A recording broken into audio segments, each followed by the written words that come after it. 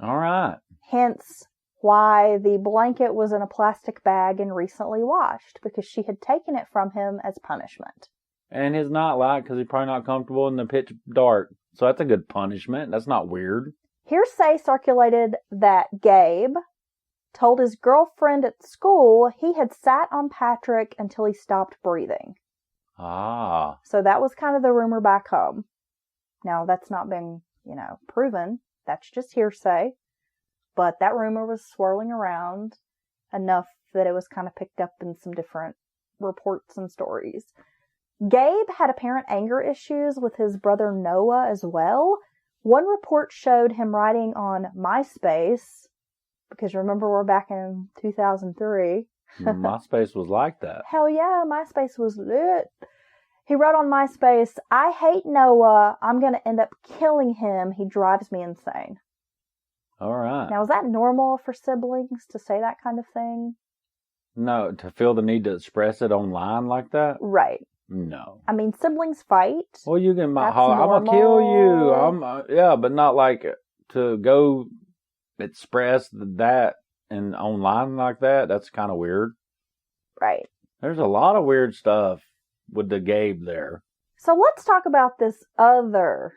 This is like the sixth kind of weird part of the story. Yeah, I've lost count. Okay. Margaret's brother, Max's brother, is a guy named James Bessall. He has come out recently saying that his sister and her sons are innocent and that Stephen McCarthy is simply trying to place blame on them. They stand firm that it was an accident. However, Stephen McCarthy claims that Bessall is some kind of former Army Ranger or like Army Scout. All right. Who had been called in after Patric's disappearance. The little boy disappears. First thing Max does, I guess after they call the cops, is she calls her brother. And this is before they've even alerted like other family members, like the little boy's biological mother. Yeah, that might be important. She calls her brother. He shows up. He's going to help. He says, now this is Stephen McCarthy, he says that there were like 5 to 6 hours when Bessall would disappear, kind of away from the searchers. Yeah. Like he was going to go do his own investigation and that he would just disappear for hours at a time. Now, Max is going to claim that that is absolutely not true. And the only time that he was ever like away from the condo and away from, the search group was when they like went to the store to get supplies. But Stephen's like, no, he would legit disappear for extended periods of time. This is really odd. There was a couple in Lincoln, because of the town that they're in is Lincoln, who raised some concerns after they encountered Bessall in a parking lot at the base of Loon Mountain. He was checking the undercarriage of his Jeep, and they kind of walk up this couple, and they're like making conversation, and then they say, "Isn't it sad about that little lost boy?" His response was, "He's my nephew, but he couldn't have gone too far because he's such a sissy." It's inappropriate. Well, the couple thought so as well. They were kind of stunned at his insensitivity, his coldness. Right. They just thought it was really odd, so they immediately called and kind of filed a police report about their encounter because they just thought it was really unusual. That is unusual. Now, could he have been involved? The terrain is very difficult, and it would take a person with some amount of knowledge, navigation, to get up on that Whaleback Mountain. Sounds like it'd take that a lot of effort, let alone if you're carrying a body. I mean, that's what it amounts to. If you're carrying a body, even a child, that's not going to be easy. Well, I had this other theory, if he was involved, yeah, that perhaps it would be easy to take someone, and I'm not trying to give anybody ideas here, but imagine you've got a little boy or anybody. You could take them to a certain spot. You could, like, put them in a sleeping bag or wrap them up in a sheet or something. Yeah. And, like, tie the ends of it, right, to trees or something like that. So you don't have any rope burn, whatever. You just leave them out there eventually the cold's going to get him, right? So what if that's what happened and he was going these hours and hours up there to check, is he dead yet? Is he dead yet? What the hell is wrong with you? I don't know. Who comes up with that shit? Well, my mom and I were discussing this case earlier when we were having coffee at Starbucks. Right. So how you could and so we both kind of expose someone we kind without of both concluded that would be tying one way. them up. Yeah, because we had that same thought, and then we kind of look at each other, we're like, are we really disturbed, fucked up people? Yeah, we are. Yeah, you guys are. Yeah. I'm perfectly normal. Right. Right. But just think about it. If No. he's disappearing, there's a whole 5 days that this little boy is missing. Right. And this guy is disappearing for extended periods of time. He could be going and checking, is this kid dead yet? Or have they found this body yet? Very well could. I mean, He certainly floating that out there. sounds like he had the opportunity. It's like OJ. I'm not saying you did it, but if you did, here's how you could have done it, right?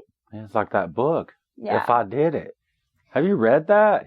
No. Crazy. Dee Murray, Patric's biological mother, said that her son was very shy and a little scared, hence the nightlight. Right. He was afraid of the dark. She just says there's no way that Patric would wander off by himself, nor venture up a mountain by himself, go alone. And dude's gonna call her stepmom's brother, gonna call him a little sissy. He just wouldn't. And as Right. a parent, I mean, we know our kids best. We really do. I know my son is not the kind of kid that would go off by himself. Right. I mean, you know that he's not a very independent kind of kid. Right. We could put him in the yard and be like, don't leave the yard, and 10 hours later he'd still be in the yard. Like, he's not going to go down the street or anywhere. I mean, he's just not that kind of kid. And I know that about him. Yeah. It would be completely out of character for him to wander off and end up 2 miles away. I'm imagining that this mother is probably the same kind of mom who recognizes that this is very unusual for her son. I mean, she says he hated being alone and wouldn't just go off by himself.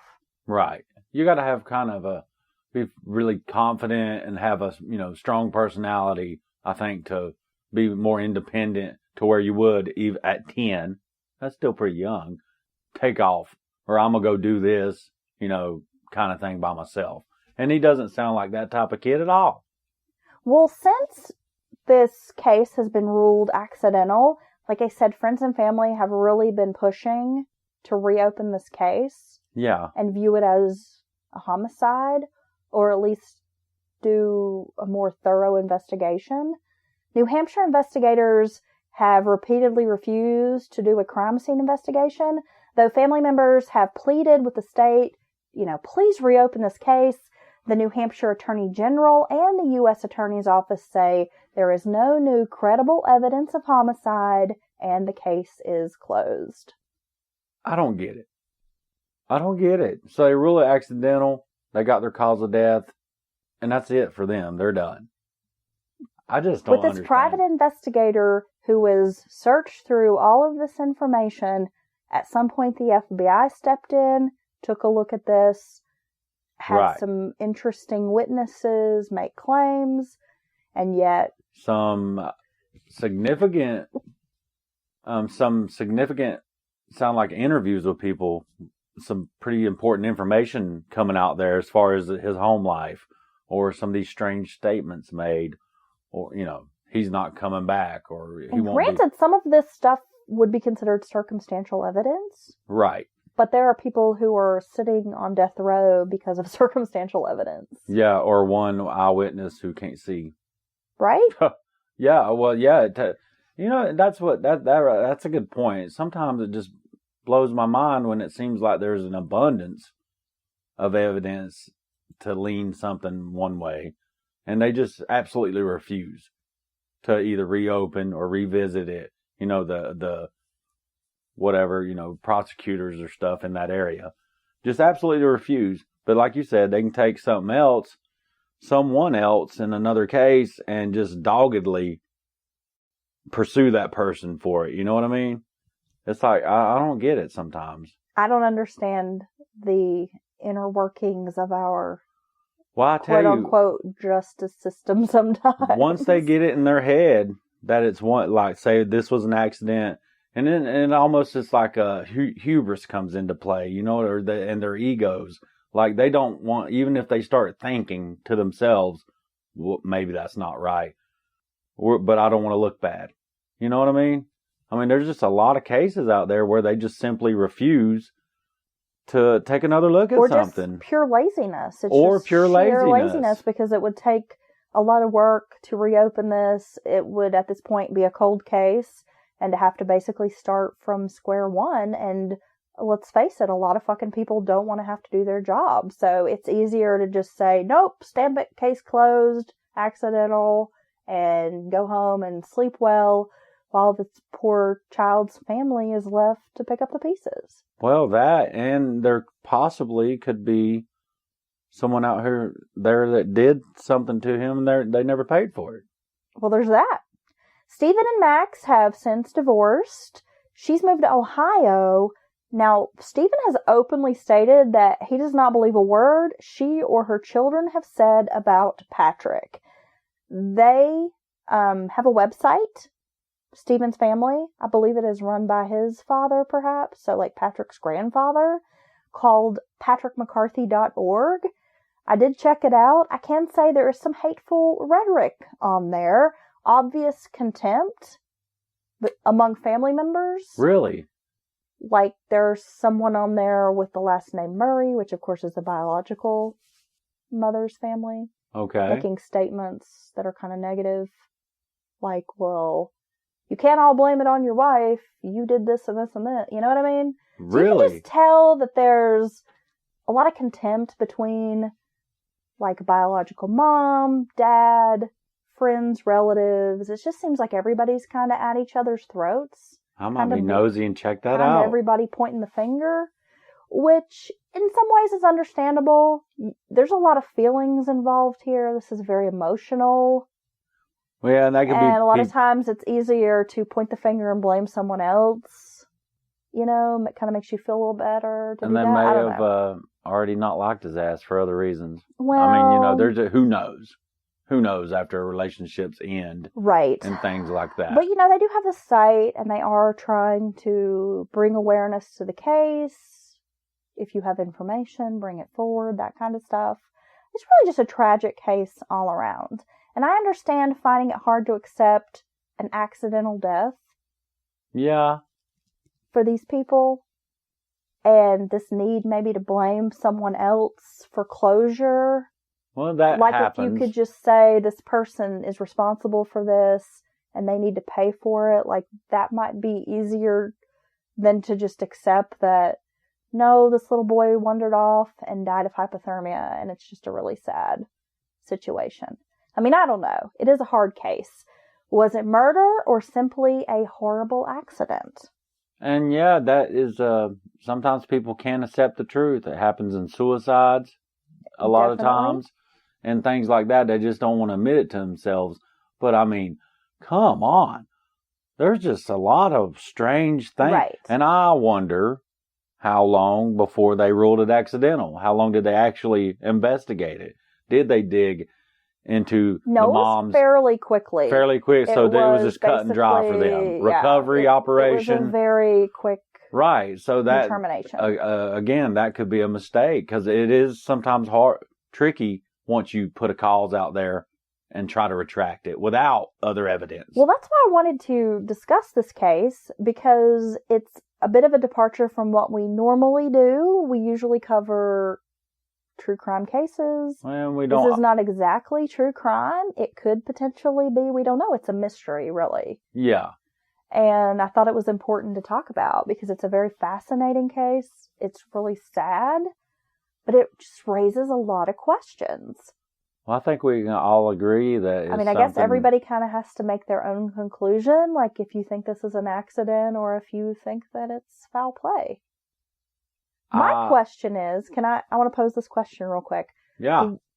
Why did this father, Stephen McCarthy, leave his son alone with this Gabe kid, knowing that there were recent claims of sexual abuse? Good question. that really bothers me. Like, that is one element